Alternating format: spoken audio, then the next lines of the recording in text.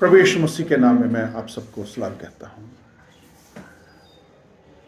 आज हम परमेश्वर के वचन में से पहला सिंबल में एक रेफरेंस आता है, एक गीत गाते हैं हम, हन्ना दिलगीर ने दुआ मांगी है। हन्ना के बारे में शायद आप कुछ जानते हों, लेकिन मैं आज आपके सामने जो परमेश्वर के वचन में से शेयर करना चाहूँगा वो गुजरे ज़माने में जब पुराने नियम के अधीन लोग रहते थे, उस समय की बात है कि वो लेडी जो है वो थी। बाइबल में बताया गया है कि हन्ना जो है उसका पति याजक था, उसका नाम एलकाना था और वो याजकाई का काम करता था, मंदिर में सेवा करता था। और एक खास बात यह है कि हन्ना अकेली पत्नी नहीं थी उसकी। हन्ना के साथ उसकी एक और पत्नी थी, पनिन्ना। उसका नाम पनिन्ना बताया गया, हन्ना और पनिन्ना, ये दो लेडीज थी। और एक खास बात जो आज के समय में जब हम इसको कहें या पहले समय के में जब प्रभु यीशु मसीह से पूछा गया विवाह के बारे में, तलाक के बारे में, तो प्रभु यीशु मसीह ने जवाब दिया था कि क्या तुमने नहीं पढ़ा कि आरंभ में परमेश्वर ने उनको एक बनाया, दोनों को एक बनाया। पुरुष और स्त्री को बनाने के बाद उसने उन्हें कहा कि ये एक तन हो गए। और जो पति और पत्नी का संबंध है या रिश्ता है वो एक ही पति और एक ही पत्नी का बताया गया है। लेकिन हन्ना के सिलसिले में हमें ऐसा नहीं मिलता है। लेकिन हन्ना जो है ये परमेश्वर की भक्तिन थी और परमेश्वर का भय मानने वाली थी, और जो भी उसका विश्वास था उस समय बहुत ज़्यादा था, आज के हिसाब से हम कहेंगे तो हन्ना के बारे में बताया गया है कि उसकी कोई औलाद नहीं थी, उसकी कोई बच्चा नहीं था। तो दूसरी तरफ पनिन्ना जो है वो उसके बच्चे थे। और हो सकता है कि कहीं ऐसा ना हो कि हन्ना की शादी कहीं पहले हो गई हो, और कई जगह ऐसा होता है, कई बारी आज भी होता है, साउथ में मैंने देखा है और भी कई जगह है कि अगर किसी के औलाद नहीं होती है तो आदमी जो है वो दूसरी शादी कर लेते हैं। तो हो सकता है कि ऐसा हुआ, लेकिन हन्ना जो है वो परमेश्वर का भय मानने वाली, परमेश्वर की भक्ति थी, उसका विश्वास परमेश्वर में था। बाइबल में बताया गया है कि जो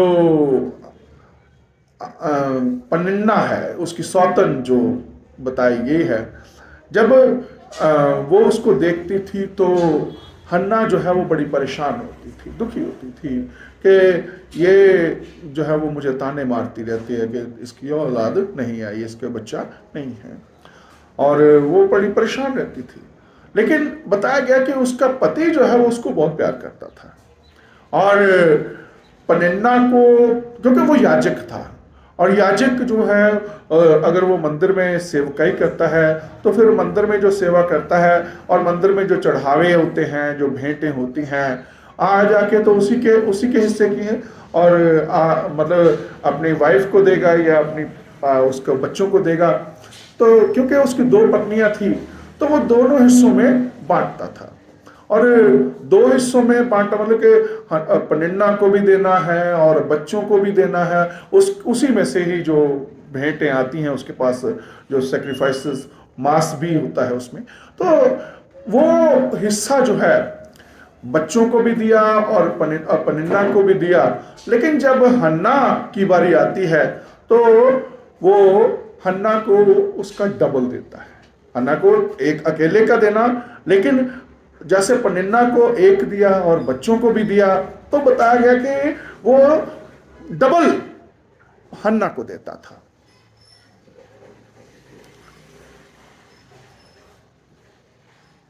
अगर दुनियावी चीज़ों से आदमी को संतुष्टि मिलती हो तो फिर जो हन्ना है वो बड़ी खुश होनी चाहिए, बड़ी मतलब उसको अच्छा लगना चाहिए कि मेरा पति मुझे प्यार करता है और मेरे पास किसी चीज़ की कमी नहीं है, हर चीज़ मेरे पास होती है।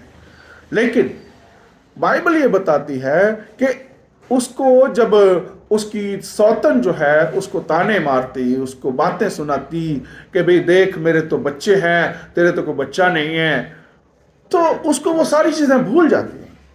उसका पति उसको प्यार करता है, ये उसको भूल जाता है, और उसको वो डबल हिस्सा देता है, वो उसको भूल जाता है। ये सारी चीज़ें जो है वो उसके किसी काम की नहीं रहती है। क्यों? उसके मन में एक कमी है और उसको लगता है कि भाई मेरे अंदर ये जो कमी है ये कोई भर सकता है, तो वो सिर्फ और सिर्फ खुदा भर सकता है। हमारी जिंदगी में बहुत सी ऐसी चीजें होती हैं कि हमारे पास बहुत कुछ है, हमारे पास आंखों से देखने के लिए तो हर चीज है, हम हर चीज को मतलब यूज कर सकते हैं, आंखों से देख सकते हैं, तृप्त हो सकते हैं। लेकिन अगर हमारे अंदर कहीं ना कहीं कोई कमी है तो वो खुदा ही भर सकता है, कोई और नहीं भर सकता। जब प्रभु यीशु मसीह कहता है कि मैं तुम्हें अपनी शांति देता हूं, जैसे जगत देता है वैसे मैं नहीं देता। जब यीशु मसीह ये कहता है कि मैं जैसे देता हूं वैसे संसार नहीं देता, तो मैं कई बार इसी बात को सोचता हूं, इस बात को विचार करता हूं कि जो एक विश्वासी होने के नाते, जो एक मसीही होने के नाते आपको मिला है, वो किसी दूसरे के पास नहीं। और हमें इस बात का ज्ञान होना जरूरी है। हाँ, बहुत सी ऐसी चीजें हैं जो अभी भी हमारे पास नहीं है, और कई बारी हमें लगता है कि मेरे पास ये क्यों नहीं है। पर अगर हम दिल छोड़ दें, अगर हम ये कहें कि नहीं है तो क्या, मतलब संतुष्टि नहीं है, तो फिर हम अपने आप को हिम्मत न करें या कुछ काम न करें, तो ये गलत बात है। हन्ना की कहानी हमें एक बात को दिखाती है कि चाहे उसके पास सब कुछ था, लेकिन उसके पास जो चाहिए उसको वो नहीं था, और उसको पूरा करने के लिए वो सिर्फ और सिर्फ परमेश्वर के पास आ सकती है। बताया गया है कि हन्ना जो है वो मंदिर में जाती है और मंदिर में जाकर दुआ करती है। उस समय मंदिर में मतलब लेडीज का अंदर जाना तो वो नहीं था, लेकिन बाहर का जो स्त्रियों का आंगन होगा, उस समय तंबू ही था, मंदिर हैकल नहीं थी पूरी, लेकिन तंबू के रूप में था। तो वो मंदिर के द्वार पर या बाहर जो है वो दुआ कर रही है। दुआ करने का कई बारी हम अलग अलग उसमें सोचते हैं कि हम कैसे दुआ करें। हाथ उठा कर करें, आंखें खोल कर करें, आंखें बंद कर कर करें, लेट कर करें, बैठ कर करें, उठ कर करें। ये अलग अलग हमारे अपने अपने जो है वो विचार हैं। लेकिन हन्ना के बारे में ये कहा गया है कि हन्ना जब दुआ कर रही थी तो उसके होंठ तो हिल रहे थे, लेकिन मुंह जो है वो उसकी आवाजें समझ नहीं आ रही थी। और वहां जो हन्ना का पति एल्काना है, उसके साथ एक और याजक था जिसका नाम एली बताया गया है। एली याजक उसको देखता था। एली याजक ने देखा कि ये एक लेडी है जो, मतलब उसको पता है हन्ना का, क्योंकि ये एल्काना का उसके साथ का है, याजक उसका पति। तो एली उसको कहता है कि हन्ना तू क्या कर रही है, तू नशे में क्यों है, तुझे शर्म नहीं आती कि तू नशा करके अपने खुदा के घर में आई है। तो वो बताती है कि मैं तो नशे में नहीं हुए प्रभु, मैं नशे में नहीं, मैं तो दुखों की मारी हूं, मैं तो परेशानी में पड़ी हूं, और मेरी परेशानी का हल अगर कोई कर सकता है तो वो केवल और केवल परमेश्वर कर सकता है। हालांकि जब हम मंदिर की बात करते हैं तो पुराने नियम में मंदिर को इतनी अहमियत दी गई है कि मंदिर में परमेश्वर का निवास जो है वो रहता है। इस कहानी में जो समूएल की उसमें आती है, शुरुआत में पहला समूएल में, उसमें बताया गया है कि परमेश्वर का निवास माना जाता है कि उस मंदिर के अंदर है। हालांकि परमेश्वर का निवास जो है वो किसी पर्टिकुलर जगह पर नहीं है, ना उस जमाने में था ना आज है। क्योंकि उस जमाने में एक जो बताया गया है कि हुआ ये कि एली के दो बेटे थे, वो भी याजक थे, और एली के दो बेटे जो याजक थे उनके लिए कहा गया कि वो बदमाश थे। हिंदी की बाइबल में लिखा है कि लुच्चे थे। लुच्चे बहुत गंदा शब्द है, मतलब एक तरफ परमेश्वर का सेवक है और दूसरी तरफ उसके कैरेक्टर के ऊपर जो लांछन लगाया गया है, और वो ये है कि वो बताया गया है कि जो वहां पर मंदिर में जो सेवा करती थी लेडीज, उनके साथ कुकर्म करते थे, उनके साथ बदफैली करते थे, और मतलब इतना कैरेक्टर उनका वो लेस था। और हुआ ये कि वहाँ मैं जो बताना चाह रहा हूँ कि मंदिर में परमेश्वर की उपस्थिति इस हिसाब से मानी जाती है कि जहाँ अगर वो जो मंदिर के अंदर संदूक रखा था, जिसको हम वाचा का संदूक कहते हैं, वाचा का संदूक उसके अंदर था, और उनको यहूदियों को या इस्राएलियों को ये होता था कि अगर जहां ये वाचा का संदूक है वहां पर परमेश्वर की उपस्थिति है, और अगर वाचा का संदूक यहां नहीं है तो परमेश्वर की उपस्थिति वहां पर नहीं है। और यही हुआ, परमेश्वर ने एली को और एली के बेटों को सजा देने के लिए क्या किया कि पलिश्तियों को तैयार किया। पलिश्ती जो आज भी फलस्तीन की आप देखते हैं, ये आज की लड़ाई नहीं है, पुरानी जमाने की लड़ाई है इनकी। और एक्चुअली जो कनान देश है वो एक्चुअल में पलिश्त देश ही है। पुराने जब यहोशू ने इसके ऊपर कब्जा किया था तो ये पलिश्ती लोग ही थे वहाँ पर, और उन्हीं के ऊपर उन्होंने कब्जा किया था, और इसको कनान नाम जो है वो दिया जाता है। तो लेकिन लोग ये पलिश्ती हैं। तो उस समय से ही हम बाइबल में देखते हैं कि इनकी लड़ाई जो है वो आज की नहीं है। और हुआ ये कि परमेश्वर ने उनको तैयार किया, और जब पलिश्तियों ने हमला किया तो वो क्या कर गए कि वहाँ से मंदिर से संदूक जो है वो ले गए, वाचा का संदूक, जिसमें 10 आज्ञाएं थी, हारून की छड़ी थी, और जो करूब थे वो सारा जो है वो सारा उसको उठा के ले गए। करूब मतलब उसके ऊपर फरिश्ते बने हुए थे, तो सोने का था वो, सोने से मड़ा हुआ था, लकड़ी का ही था। तो ले गए तो परेशानी पड़ गई कि भाई परमेश्वर की उपस्थिति तो यहाँ नहीं है, और पलिश्ती ले गए। और हालांकि परमेश्वर की उपस्थिति वहाँ पर बताई जाती है परमेश्वर के वचन के अनुसार कि जहाँ संदूक है वो परमेश्वर की उपस्थिति को दिखाता है, और ये ऐसा हो रहा था पिछले ज़माने में भी, पिछले समय में भी हो रहा था, और इस समय में भी था कि परमेश्वर का संदूक जब वापस आ गया और इस्राएली वापस लेके आ गए, लेकिन उसके बावजूद उनको उसकी जो है सज़ा मिली। और हुआ ये कि संदूक तो वापस आ गया पलिश्तियों से, लेकिन जो एली है और उसके दोनों बेटे वो मारे गए। ये आगे की कहानी है जो पहला समूएल में हमें मिलती है।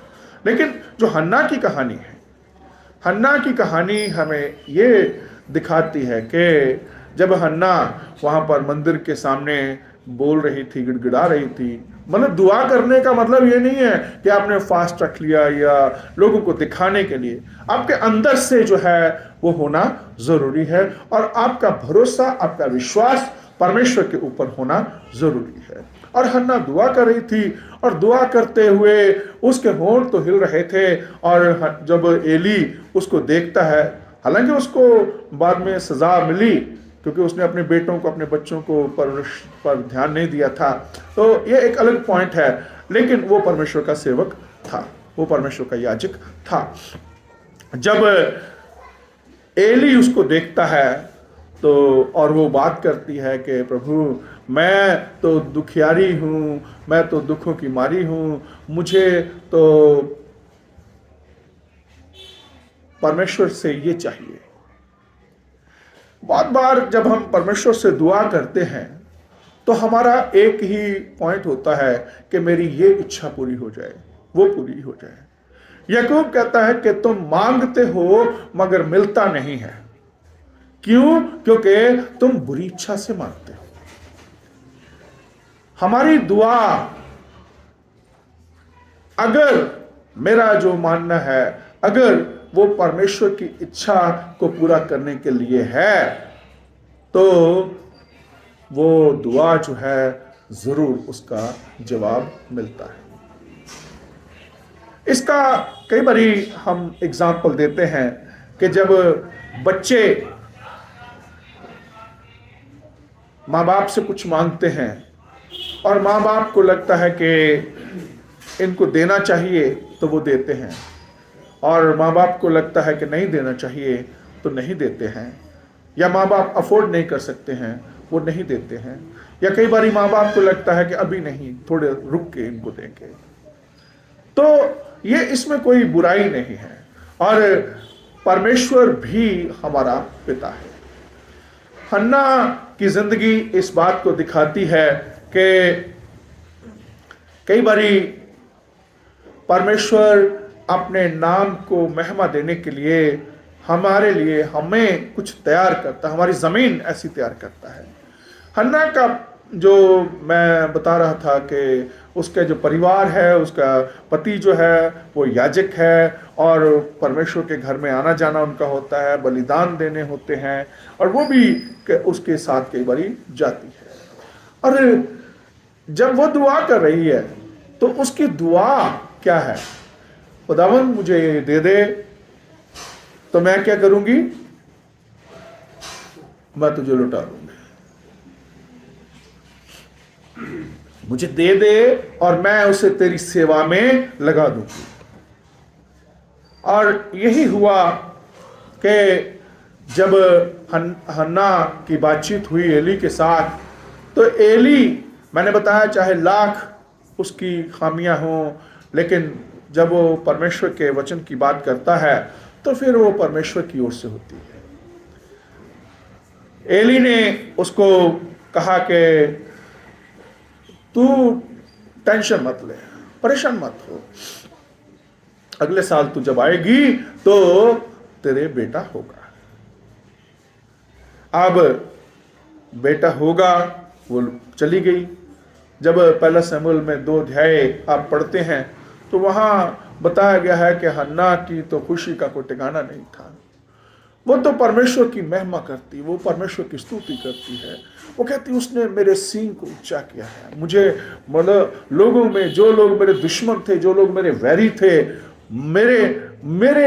मेरी इज्जत उनके सामने बढ़ा दी है, और बड़ा मेरा मान रखा है। और खुशी खुशी वो जाती है, और अगले साल सचमुच में जो एली ने उसको कहा था कि तेरे बेटा होगा, और उसके बेटा हो गया। ये एक पहलू है। बहुत बार जब हम दुआ करते हैं और दुआ करने के बाद हमें मिल जाता है तो हम क्या करते हैं? हम कहते हैं परमेश्वर ने मुझे दिया है। और कई बारी हमने कुछ जाने अनजाने में ये सोच रखा होता है कि अगर मुझे मिल गया तो मैं ये करूंगा। हन्ना ने कहा कि अगर मुझे बेटा मिल जाता है तो मैं उस बेटे को खुदा को दे दूंगी, खुदा की सेवा में दे दूंगी। अब आपको मिल गया है, और क्या ऐसा हो सकता है कि जब आप परमेश्वर से कोई मांगते हैं कोई चीज और आपको मिल जाए, और फिर जब आपने कहा हो कि परमेश्वर अगर मुझे ये मिल जाए, अगर तू मुझे दे दे तो मैं तुझे तेरी सेवा में लगा दूंगी, फिर दिल ऐसे करता है, अगर मिल गया, अगर दे देंगे तो क्या होगा, हमारे पास क्या रह जाएगा। लेकिन हन्ना का एग्जाम्पल हमें इस बात को दिखाता है कि जब आपने परमेश्वर से कोई चीज मांगी है, इससे पहले आपने बहुत कोशिशें की, आपने बहुत जो है वो अपने आप में एफर्ट लगाए, लेकिन वो एफर्ट किसी काम के नहीं थे। लेकिन जब आपको मिल गया तो अब आपको लगता है कि ये तो मेरी मेहनत से हुआ है, ये तो मेरी मेहनत से हुआ है। पर हन्ना ने ऐसा नहीं सोचा। जब उसको बेटा मिल गया तो बताया गया है कि वो उसके मन में बेईमानी नहीं आई, क्योंकि 3 साल तक वो उसको दूध पिलाती रही और अपना दूध पिलाती रही। और बताया गया कि जब दूध छुड़ाने का समय आया तो वो उसको परमेश्वर के घर में ले गई। बड़ा फंक्शन हुआ होगा उस जमाने के हिसाब से, और उस बेटे को उसने परमेश्वर के घर में दे दिया, परमेश्वर की सेवा में दे दिया। और वो लड़का जो है वो मतलब उसके बाद जो है वो परमेश्वर के घर में ही बड़ा हुआ और पला बड़ा। लेकिन ये नहीं कि उसने उसको बिल्कुल छोड़ दिया, उसके दिल में वो था, उसके मन में वो था, जैसे हॉस्टल में नहीं होता, उसके मन में वो था। बाइबल बताती है कि वो हर साल उसके लिए स्वेटर या जो भी उसके लिए बुनकर लेके जाती थी, उसको वो प्यार उतना ही करती थी। पर जब परमेश्वर से उसने मन्नत मानी, आप ये कल्पना करें कि अगर आपने कुछ मांगा है और परमेश्वर ने आपको दे दिया और आपने कहा कि परमेश्वर मैं तो इसको अपनी सेवा, आपकी सेवा में डाल दूंगा, और फिर हमारा मन जो है उसको वापस करने का नहीं होता है, यानी लौटाने का नहीं है। लेकिन हन्ना का एग्जाम्पल, हन्ना का संदेश जो है वो ये है कि अगर आपने परमेश्वर से कोई मन्नत मांगी है, क्योंकि जब सुलेमान को पढ़ते हैं तो सुलेमान कहता है कि अगर तूने अपने मुंह से मन में भी अगर कुछ सोचा है कि भाई मैं ये काम करूंगा या करूंगी, तो फिर उससे पीछे मत हटना, उसको पूरा करना जरूरी है। और ये मैं समझता हूं कि ये एक जरूरी हिस्सा है जो हमें जो मानना और समझना जरूरी है। और हन्ना हमारे लिए एक बेशकीमती मिसाल है कि हम परमेश्वर को क्या दे सकते हैं, हमारे पास परमेश्वर को देने के लिए क्या है। हन्ना के पास और चीजें हो सकती हैं, और चीजें दे सकती थी, लेकिन जो उसने वादा किया परमेश्वर के साथ, जो उसने परमेश्वर से मन्नत मानी, ये उसको मिला ना। और कई बारी हम सोचते हैं कि ये मेरे देने से क्या होगा। आज हम जब शमूएल के बारे में पढ़ते हैं, जब आप शमूएल को बाइबल में से देखते हैं, तो आपको पता चलता है कि शमूएल कोई आम आदमी नहीं है। हम उसको शमूएल नबी के रूप में जानते हैं। किसके रूप में? शमूएल नबी के रूप में। और शमूएल नबी, अगर मैं ये कहूं कि जब इस्राएल का इतिहास बन रहा था, इस्राएल का इतिहास तैयार हो रहा था, उस जमाने में शमूएल भी बूढ़ा हो गया था और लोग जो हैं वो अपनी अपनी चलाते थे, और कोई राजा नहीं था। लेकिन राजा कौन था? परमेश्वर। और लोग परमेश्वर को मानते नहीं थे। और क्या हुआ कि लोगों ने शमूएल के पास आकर कहा कि हमें एक राजा दे। ये कहानी आगे लंबी है, लेकिन शॉर्ट में मैं ये कहना चाहूँगा कि शमूएल के थ्रू परमेश्वर ने 2 राजा इस्राएल को दिए। शमूएल के थ्रू, पहले कौन था? शमूएल कौन? शाऊल। पहला राजा शाऊल, इस्राएल का पहला राजा जो है वो शाऊल है, उसको उसने मसह किया। और दूसरा राजा दाऊद, उसको भी शमूएल ने ही मसह किया। तो कहने का मतलब दो बड़े राजा और शुरुआत के राजा जो है वो इस्राएल को देने का जो काम है वो शमूएल ने किया। लेकिन सिर्फ शमूएल खुद ही नबी नहीं था, दाऊद भी नबी है। दाऊद को भी हम नबी के रूप में जानते हैं। और जो हन्ना की कहानी है वो हमें ये संदेश देती है कि असल में हमारा भरोसा परमेश्वर के ऊपर होना ज़रूरी है। एक्चुअली जिस माहौल में हम रहते हैं, हमें उस माहौल में इस बात की समझ होनी चाहिए कि हम जिसको मानते हैं, हम जिस पर विश्वास करते हैं, वो असल में इस काबिल है, इस लायक है कि हम अगर उससे मांगेंगे तो वो हमें देगा। अगर हमारा विश्वास कमज़ोर है तो सचमुच में हम उससे उम्मीद नहीं कर सकते हैं।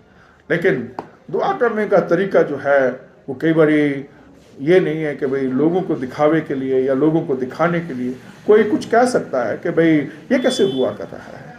तो हन्ना दुआ कर रही है, लेकिन एली क्या कहता है? लगता नशे में है। आज के लोगों की तरह नहीं, जो कलेक्टिव उसमें करते हैं, जो सामूहिक रूप में जो करते हैं। बहुत बार ऐसा होता है कि एक दूसरे को देखकर ही करते हैं या आवाज़ें अलग अलग निकालना। लेकिन हन्ना जो है वो दिल से दुआ कर रही थी। और मेरे ख्याल में हमारे लिए एक और संदेश मेरे ध्यान में आ रहा था कि हमारी ये जो गीतों की किताब है, अभी हम 143 गीत गा रहे थे, आओ आओ यीशु पास आओ। इसका एक स्टैंजा जो है वो बहुत मशहूर है। पेशन गोइयां पूरी होती, वापस आते सारे यहूदी। ये है, इसमें नहीं है। और उसका कारण मैं बताना चाहता हूं। 143 था ना? सॉरी 97 नंबर था। और वो जो स्टैंजा है वो इसमें नहीं होने का एक कारण ये है कि जरूरी नहीं है कि जो पॉपुलर टीचिंग है वो सही हो।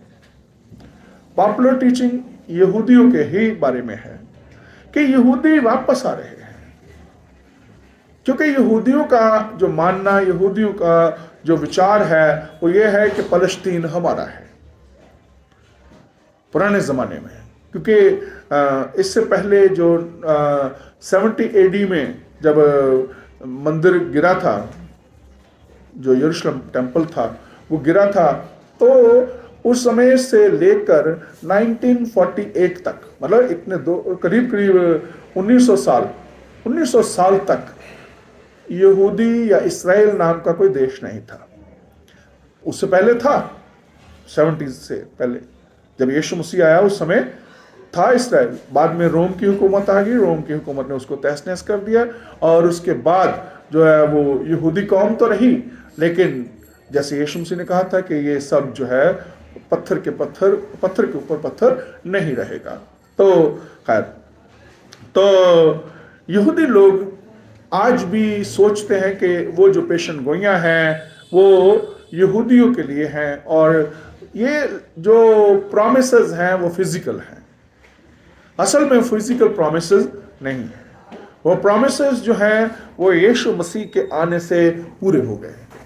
और जब यीशु मसीह के आने से पूरे हो गए तो फिर अब यहूदियों के लिए ये ज़रूरी है, जैसे गलातियों के खत में पढ़ते हैं 3 अध्याय में 27-28 में, और पहला कुरिन्थियों 12-13 में, कि ना यहूदी रहा ना यूनानी रहा। अब तो यहूदी यूनानी का कोई मतलब नहीं है। अब तो सारे के सारे, अगर वो मसीह को मान रहा है तो वो सारे एक हैं। तो जो प्रॉमिसेस हैं, जो पेशन गोइयां हैं, वो फिजिकल टेम्पल के लिए नहीं है। इसलिए फिजिकल लड़ाइयां जो है वो एंड में उनका जो रिजल्ट है वो विनाश है। लेकिन यीशु मसीह के आने से इसका मतलब जो है वो खत्म हो गया। क्योंकि बड़ा मैं पढ़ना चाहूँगा, क्योंकि कई बारी हमें लगता है कि जो लोग जो है वो सही कह रहे हैं और पॉपुलर टीचिंग जो है वो सही है, पर गलातियों के खत में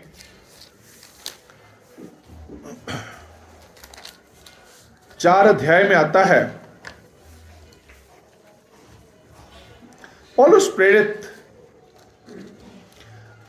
हाजरा और सारा का एग्जाम्पल देते हुए कह रहा है कि 2 दृष्टांत हैं, ये स्त्रियां जो हैं ये 2 दृष्टांत हैं, हाजरा और सारा, ये 2 दृष्टांत हैं। अगर पुराने हिसाब से देखेंगे तो सारा जो है ये बांझ है और उसके कोई संतान नहीं है, और हाजरा जो है उसकी संतान हो जाती है। और हाजरा का जो बेटा है इस्माइल, वो जब प्रॉमिस सन जो आता है इजहाक, तो प्रॉमिस सन को इजहाक को वो सताता है और परेशान करता है। पहले हाजरा सताती थी उसको, सारा को, और फिर वो सताता है। और फिर जब सारा अब्राहम को कहती है कि इस औरत को निकाल दे, तो अब्राहम उसको निकाल देता है। अब्राहम नहीं समझता कि भाई इसको निकालना चाहिए, लेकिन परमेश्वर उसको कहता है कि तू इसको निकाल दे। हाजरा, सारा जो है वो सही कह रही है, क्योंकि जो प्रॉमिस है वो ब्याहुता के लिए है, जो दासी है उसके लिए कोई प्रॉमिस नहीं है। तो जो अब्राहम है वो सारा को निकाल देता है। अब 4 अध्याय गलातियों का, उसकी 25वीं आयत, उसमें कहा गया है, और हाजरा मानो अरब का सीनै पहाड़ है और आधुनिक यरूशलेम उसके तुल्य है, क्योंकि वो अपने बालकों समेत दासत्व में है। जो आधुनिक यरूशलेम है, ये जैसे हाजरा को निकाला गया, अब उसकी स्थिति एक्चुअल में वो है। जैसे मतलब पहले हाजरा और उसके सारा के सिलसिले में क्या हुआ था कि सारा ब्याहता है और हाजरा जो है उसको निकाल दिया गया। और पौलुस कह रहा है कि आधुनिक यरूशलेम जो है यह हाजरा की जगह ले गया, इसका जो रोल है अब हाजरा की जगह। लेकिन आगे कहता है, पर ऊपर की यरूशलेम स्वतंत्र है। अब जो एक्चुअल यरूशलेम है वो स्वर्गीय यरूशलेम की बात कर रहा है। जो प्रॉमिस था वो स्वर्गीय ही था पहले भी एक्चुअली, पर दिखाने के लिए, समझाने के लिए परमेश्वर ने हाजरा और सारा का इस्तेमाल किया। फिर अब वो जो है यरूशलेम फिजिकल और आत्मिक यरूशलेम की बात कर रहा है। पहले सारा के संतान नहीं होती थी और सारा सोचती थी कि मेरे पास तो कोई औलाद नहीं है। और अब ये लिखा है कि हे बांझ, तू जो नहीं जनती आनंद कर, तू जिसको पीड़ाएं नहीं उठती गला खोल कर जय जयकार कर, क्योंकि त्यागी हुई की संतान सुहागिन के संतान से बढ़कर है। त्यागी हुई की संतान यानी हाजरा की संतान जो है वो दिखने में लगता है बहुत ज्यादा है। हे भाइयों, हम इजहाक के समान प्रतिज्ञा की संतान हैं, और जैसा उस समय शरीर के अनुसार जन्मा हुआ आत्मा के अनुसार जन्मे हुए को सताता था, वैसे ही अब भी कहता है, अब भी है, होता है। परंतु परमेश्वर, पवित्र शास्त्र कहता है, दासी और उसके पुत्र को निकाल दे, क्योंकि दासी का पुत्र स्वतंत्र स्त्री के पुत्र के साथ उत्तराधिकारी नहीं होगा। हे भाइयों, हम दासी के नहीं बल्कि स्वतंत्र स्त्री की संतान है। इस समय स्वतंत्र कौन है? इस समय स्वतंत्र स्त्री जो है वो कलीसिया को कहा गया है। हम कलीसिया के रूप में जब अपने आप को देखते हैं तो स्वर्गीय स्थान में, स्वर्गीय यरूशलेम का जो प्रॉमिस है वो हमारे लिए है। पहले अगर देखा जाए तो चाहे वो अन्य जाति हों, चाहे दूसरे लोग हों, वो परमेश्वर के लोग जो नहीं कहलाते थे, आज उनको आशीषें जो हैं वो परमेश्वर की ओर से है। लेकिन ये आशीषें जो हैं ये शारीरिक नहीं है। जब मैं ये कह रहा हूं कि वापस आते सारे यहूदी, तो ये फिजिकल पोजेशन के लिए नहीं है। अन्य जातियों के साथ कंपैरिजन है। हाँ जी, अन्य जातियों के साथ कंपैरिजन है।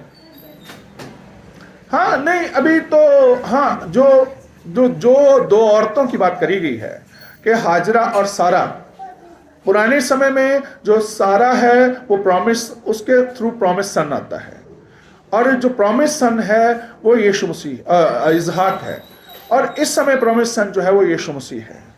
तो यीशु मसीह के द्वारा हम परमेश्वर की संतान हैं,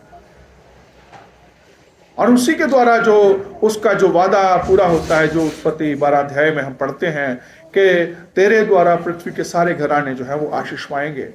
और जो अब्राहम को आशीष दी गई वो इसहाक की है, और इसहाक की आशीष जो है वो यीशु मसीह के साथ पूरी होती है, क्योंकि यीशु मसीह आत्मिक है।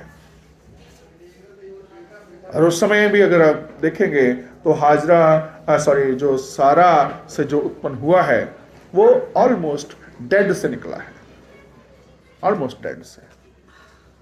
चाहे वो सारा हो, चाहे अब्राहम हो, वो उनको प्रॉमिस है, और वो प्रॉमिस पूरा हुआ है, और जो यीशु मसीह है वो भी पूरा हुआ है प्रॉमिस।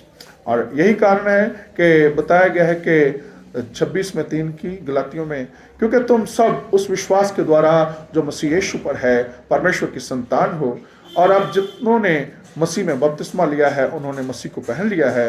अब ना कोई यहूदी रहा, ना यूनानी, ना कोई दास, ना स्वतंत्र, ना कोई नर ना नारी, क्योंकि तुम सब मसीह यीशु में एक हो, और यदि मसीह यीशु के हो तो अब्राहम के वंश और प्रतिज्ञा के अनुसार वारिस भी हो। आज हमें फिजिकली अब्राहम की संतान होने की जरूरत नहीं है।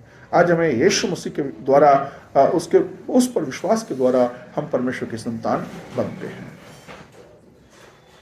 इसलिए अगर कोई ये कहता है कि यरूशलेम में टेंपल बनने वाला है, सारे यहूदी वहां जाएंगे, सारे यहूदी वहां इकट्ठा होंगे, हम भी वहां इकट्ठा होंगे, तो ये बाइबल की शिक्षा नहीं है।